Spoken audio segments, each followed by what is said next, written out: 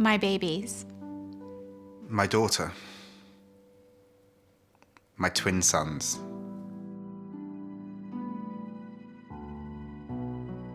I've had many different experiences in my grief journey. It started when we lost our twins, and that was termination for medical reasons. And that was a really difficult pregnancy. So the grief actually started really early.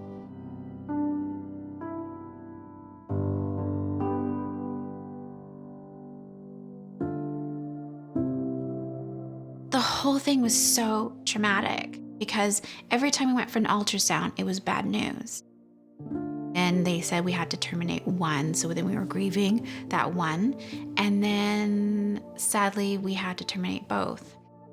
We'd started grieving throughout the course of the pregnancy, but the reality of you experiencing that loss hits you in the face when you're in the hospital and you're making some really, really tough decisions around the future of health of your wife and your partner and of your unborn babies. We were very, very unknowledgeable about grief. We had no idea what was about to come and hit us, and so we wanted to move on and thought we could move on in a linear way as quickly as possible, and just found out it wasn't that way. Then after the loss of our twins, we had several miscarriages. And then we were pregnant with IVF with our daughter in 2016, and we lost her at 39 weeks and 5 days.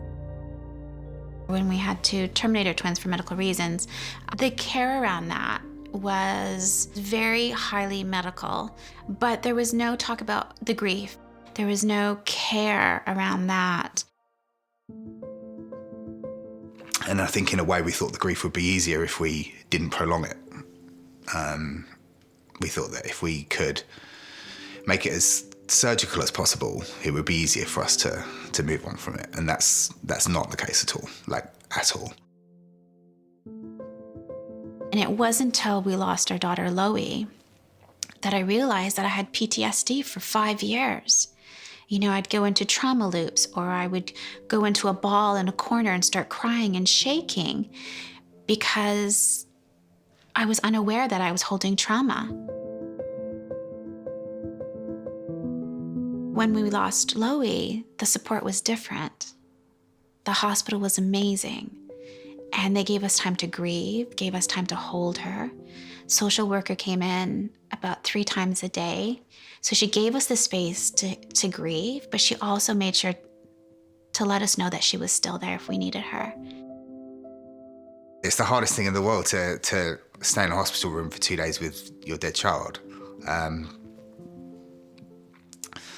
But it's the only thing that enables you to walk forward.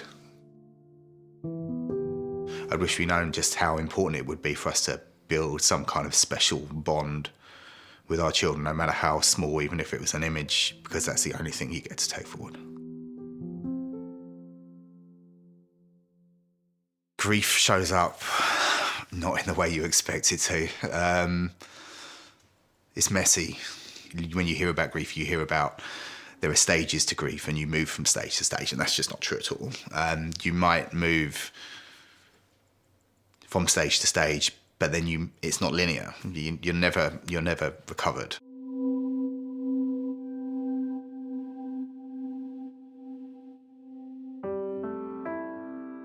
I struggled with grief or trauma for 5 years, not knowing it, affecting my career because I was a school teacher. Didn't want to go back teaching children. I was triggered constantly, affected my marriage with my husband because I wasn't communicating, affected my health.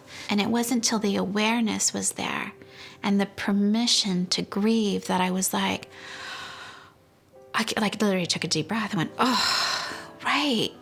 No, duh, that you're going through all this is because you're grieving. You're grieving your pregnancy, you're grieving the loss of your twins, but you're also grieving the way that you were treated and the ongoing trauma that was there in so many different ways. How people support you in your grief makes a huge difference.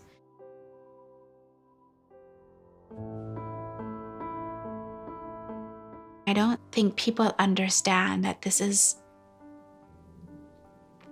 forever. It's not something that you get over.